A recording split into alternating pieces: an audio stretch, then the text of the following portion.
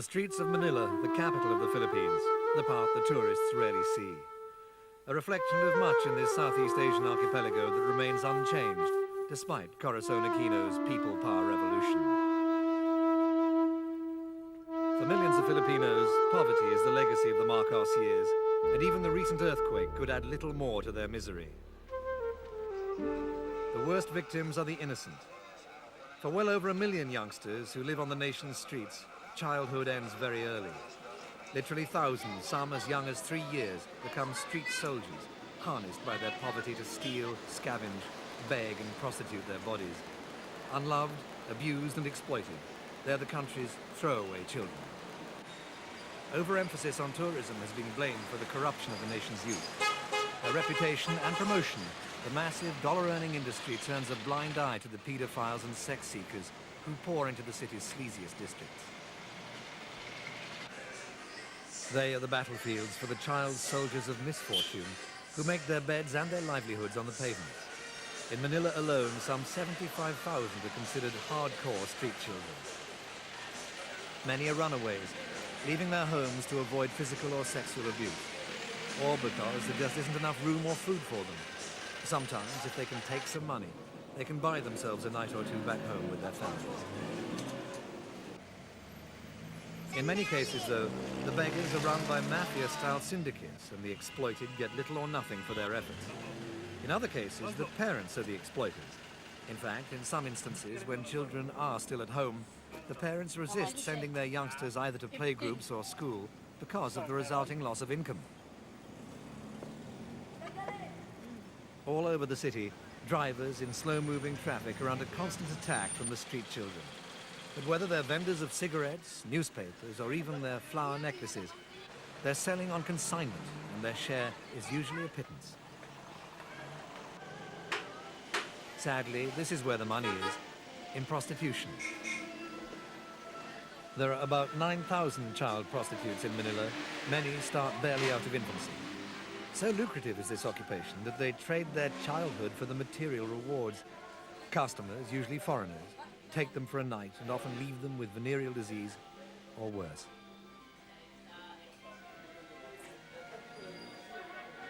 Whether through stress or distress, many of the street children are drug addicts, and they're not too particular how they get high. Even cheap solvents used in the shoeshine business provide the escape or the courage to solicit.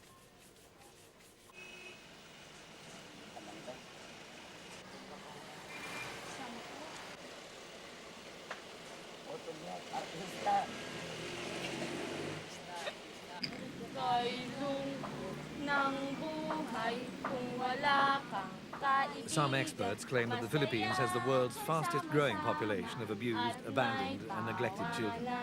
But fighting this stigma and its causes, many agencies, mostly non-governmental, are actively trying to show children how to be children.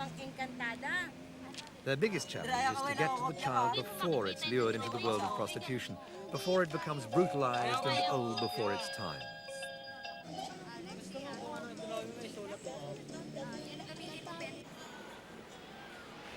This mural is the work of young people now sheltered with one of the most successful social agencies in Manila, the Kaibigan Street Children Center.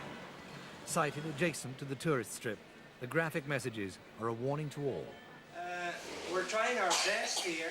The center is run by Alain, a French-Canadian social worker who previously worked in India. When he visited Manila for a vacation some years ago, he was so appalled by the conditions of the young that he decided to settle here and to try to help them. The program has been going for about 3 years now and serves about 200 children. Funding comes mainly from Oxfam and church organizations in Canada. The center now sends many youngsters to school and brings joy back to the lives of many more. Sanabel is 9-year-old, and we found her at the seawall next to the U.S. Embassy. And she was living on piles of garbage along the seawall next to the U.S. Embassy. So we sent her to school, and she does well with her studies, and she's staying at the center as well. The other one I would like to say a few words about is Michelle Carras. She is now 16-year-old, and she's been with us, since the beginning. and she is one of the leaders at the center. And we've got a cluster, we've got a group of about 15 teenagers helping us with the bulk of work. Bless us, O Lord, in which thy gift we are about to receive from thy bounty, through Christ our Lord. Amen. Alberto is 12, 13-year-old, and he ran away from his place, Cebu. He's from the Visayas. And he got on a ship about 6 months ago, and he found his way to Manila and ended up at the center here with a friend.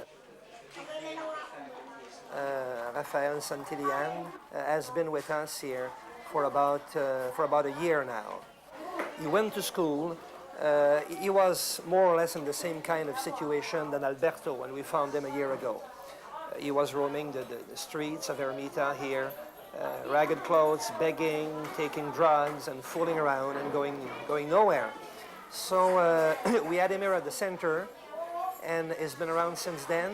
He went to school for the first time last year, grade 1, and that this year is now grade 6. You like piso? Piso. Huh? What is your name? At night, Magana, Alain no? Pronovost Huh? scours the streets of the tourist Brandy? district, looking for new recruits, like an angel of mercy looking for lost souls. Gusto He doesn't have to look very far. Yeah, you? Why don't you come to Marietta apartment, the center, so that we can help you, instead of just going around and begging? The Plaza Santa Monica is a landmark here in Ermita. This is really the center of the Ermita district, and that's where many of the child prostitutes and pedophiles and bar girls get, waiting for somebody to pick them up.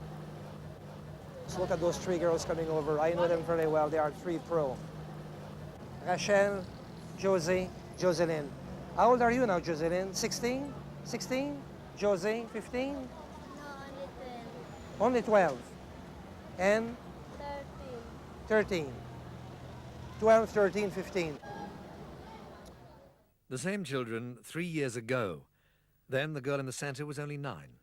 Even so, she'd already been entertaining men for 2 years. We need your love.